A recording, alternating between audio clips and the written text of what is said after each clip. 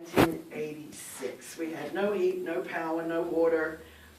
Put in the toilet on the ground floor for the building, and luckily we had a hydrant out front so we could fetch water in buckets to flush the toilet. And you know, this is kind of a nice day for winter in New York, but if you can imagine a freezing February and trying to fetch buckets of water. We all had to take turns being super for a month. And so for that month, or we must have cut it down to a couple of weeks in winter, you'd have to keep the buckets filled. So you'd be the one, you'd go out with a wrench, you'd open up the fire hydrant and fetch the water so that there was water to flush the toilet.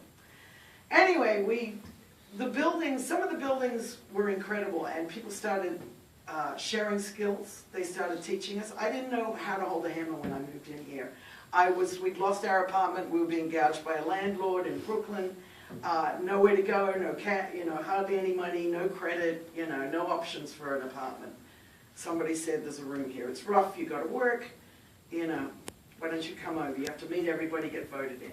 So what it was you did work days for the building, and you worked on your own space in the meantime. So we got voted in, and we got a space upstairs, and I'm still here.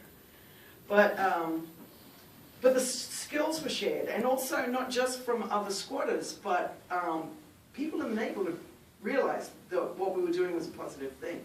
And even though the press and the city and everybody said, oh, they're just agitators who want to steal buildings, they're all like just trying to get over and not pay rent and all this stuff. It was all just, that was their mentality. And we were paying rent, small rent, not much, not what you'd get for a landlord. But we would pay into a building fund so we could buy materials that we couldn't either find or trade or recycle. So we would buy the stuff we couldn't do, like plumbing pipes. But we did things like we'd cut a deal with a construction company because nobody wanted to buy broken pieces of sheetrock. But they could give it to us, get a tax write-off, and we'd get free sheetrock. We knew how to make seams, it's like, so we get all the stuff to fireproof the building for free. So, there's ways of working with people. Everybody thought we were mad until we talked to them, and then they're like, oh my God, that's great. One plumber gave me a toilet, and he was like, I can't believe you're putting in a toilet. And I was like, so how do you do this? And he's like, here you go. Donation to the cause. So, but the local plumber started training people. He said, if you guys want to learn, we'll show you how to do it.